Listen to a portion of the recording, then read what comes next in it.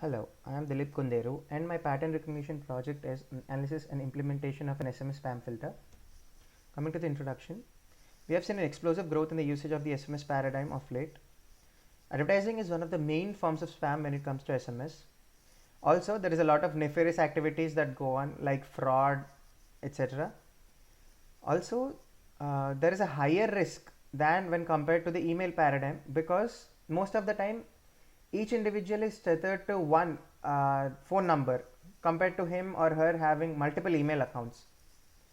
Following this point, though the spam volume is higher in the email paradigm, targeted spamming happens a lot more in the SMS paradigm and thus leaving the user more vulnerable.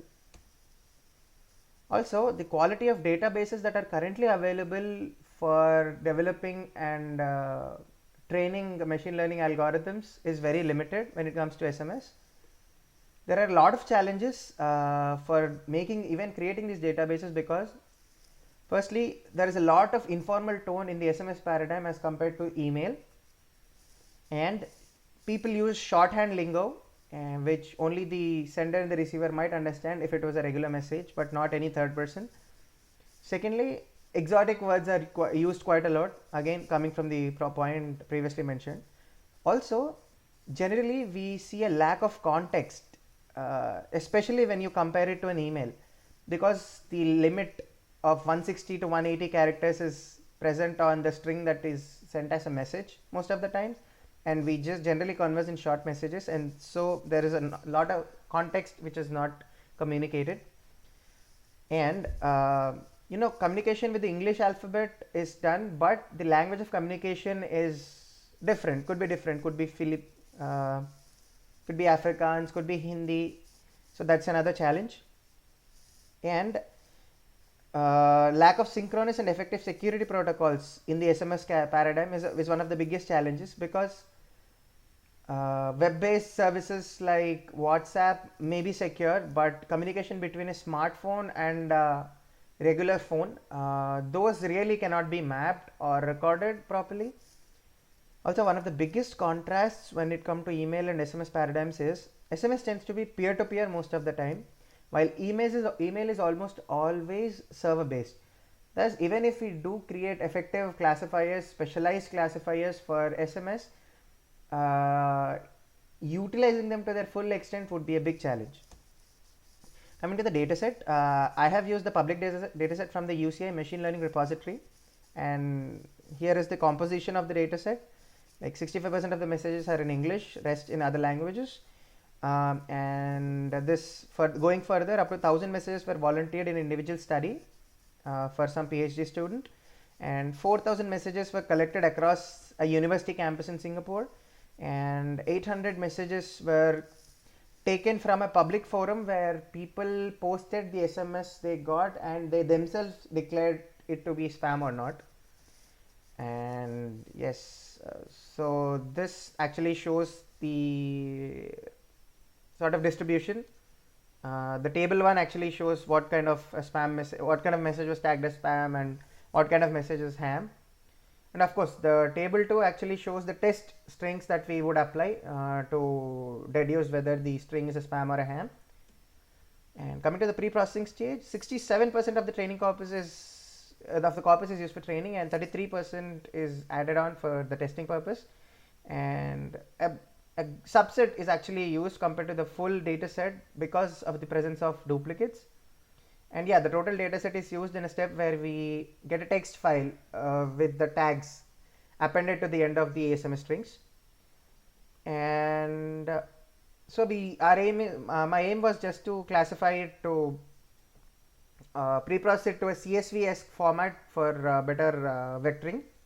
And point to be noted here is most of the special characters that we encountered during processing the strings were just replaced by a $sign wildcard, and most of the numeric literals were replaced by some common placeholders just to make the vectoring easier and faster. Coming to the feature extraction, distinction was made primarily via character frequencies. So there were up to 1500 features that we could deduce, and even to come down to that number, I actually had to do the distinction. Like if the count crosses 500, we could consider it to be noise because of its repeated presence in the strings. And if the count goes below 5, the word could as well be a very outlier. Could have been a very unique word that really would not mean much in a general context. And these decisions have stemmed out from the graphs after the analysis of the classifiers that we initially ran on different data sets. For example, maybe on email data set or something like that. And so 3 specific gestures were also kept in note, like the dollar symbol count and the count of the numeric literals and the string length. And we use and the k-way algorithm was used at this juncture. Coming to the vectoring, so the bag of words technique is utilized in the vectoring stage, in where you tokenize and you maintain the counts and then you normalize, which again is related to the steps covered earlier. And as this is a supervised learning effort, techniques like word2vec are not actually required. And also 2 other points to be noted are word stemming was not done, so the synonyms of any word, all of that processing was not considered, just to make things simpler. And duplicates were not addressed, primarily because we wanted to know what sort of spam comes up because it gets repeated. And I actually used 2 classifiers, the first of which is the multinomial naive Bayes classifier. This mostly outperforms other algorithms in the training and testing department, and its accuracy rate is pretty much acceptable. And we use the multinomial variation because of 2 things. We actually needed to process the SMS string as is, so which means pruning and other normalizations would have sort of corrupted the data. And then the repeated words, as I said earlier, need to be considered, as more often than not they provide the context for the SMS. So this is a high level overview of the MNB classifier. So you just estimate the product of the probability of each word of the document given a particular class. So you evaluate the likelihood, and then you just maintain a prior value, and then you just append this value to that. And this is the formula, this is the math that goes on. And this graph actually displays the accuracy in comparison to the training set size for the MNB. Now coming to the support vector machine classifier. So the factors that favor using the SVM is the corpus is not that big. Generally SVM takes a longer time to train compared to other sort classifiers. And because this data set is not that big, this could be a favorable factor. And also we are just doing a univariate analysis, so we just means one level of clustering, and clustering is done pretty well when it comes to SVM. And factors against using SVM were the bag of words technique that we used earlier does not give features which are well separated in the feature space, and thus this exponentially slows down the working of the SVM. And also SVM employs a splicing technique to effectively cluster and differentiate elements, and then the presence of numerous duplicates increases the workload in a manifold way, and thus SVM gets further slowed down. Nonetheless, the whole point of SVM is to maximize the eigendistance of point clusters from a specific hyperplane, the best feature that we choose, mostly by alignment of the nearest feature vectors to each of the clusters. And this is the math that goes on, and our primary aim is to minimize the eigendistance going by this formula. So the graph on the left actually shows the various parameters. The dotted lines are the feature vectors against which the relative eigendistances are evaluated, and the best feature is the solid line in the middle. The aim is to achieve maximum collective separation. And the graph on the right actually shows the accuracy graphs for the SVM. You can see just by a glance that the accuracy is sort of lower in SVM compared to naive Bayes. Coming to the results, the regular flow for the algorithm running goes like: you start with the processing, and then you do the feature extraction, then you do the vectorization, and then you process the testing data, and then you vectorize the testing data. After the vectorization is done, I separately trained the MNB classifier and the SVM classifier, and I then tested each of them independently, and the table to the right shows the results. And yes, it is pretty apparent here that the amount of time taken by SVM to train is significantly higher than the naive Bayes, and also the amount of time taken during testing is higher, but the accuracy of SVM is pretty lower compared to naive Bayes. Also, there was a second step where a custom flow was devised to get the text-based result for the entire corpus, so as to visually explore what label string looks like. So you see there is a ham or a spam tag appended in the end. So this is just a screenshot. I will actually show you the file. Also, some of the improvements that we could suggest for this testing is by deploying a random forest classifier at the feature extraction stage, so that there is more separation in the feature set, and also the duplicates can be addressed to a certain extent.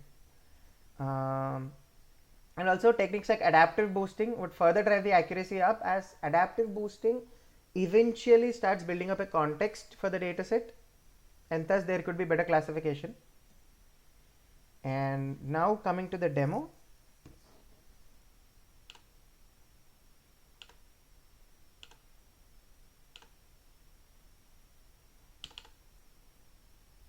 So here is the project, and so yeah, so this is the initial flow that I was highlighting. So then you just process the training data and then extract the features, and the steps are as follows.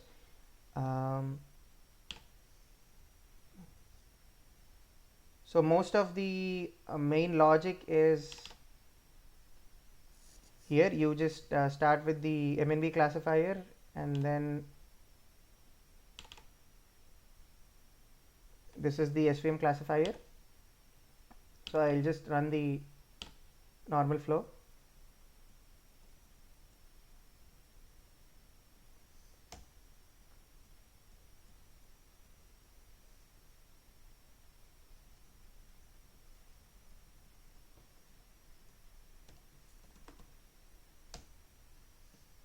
As you can see, right now it's processing the training data.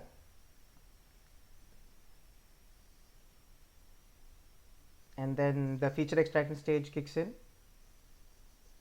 and then it's building the feature vectors, and then pre-processing is done, and the MNB is trained, and it's tested with an accuracy of 97% roughly.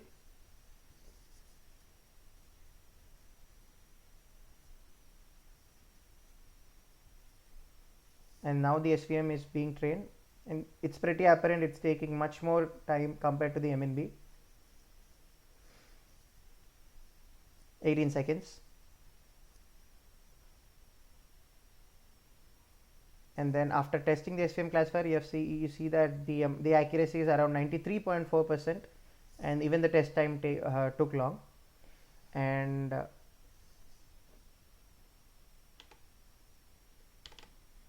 so this is the custom flow that was employed to add tags to random strings and then visually explore whether they are spam or not. And I'll just run this.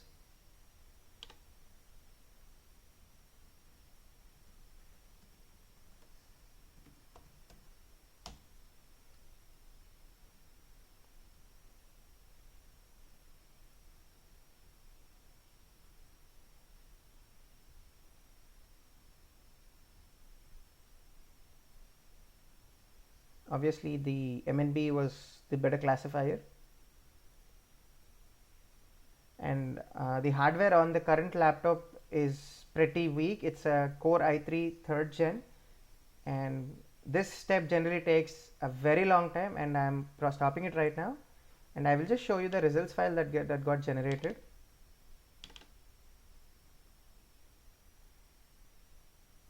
And so as you can see, the tags that are here. So most of them, it's a this is a ham, and then maybe I'll just show you a string which is a spam. So this string was tagged to be spam. So yeah, it's just another step. All right, and so I am done with the demo. Thank you so much for your time.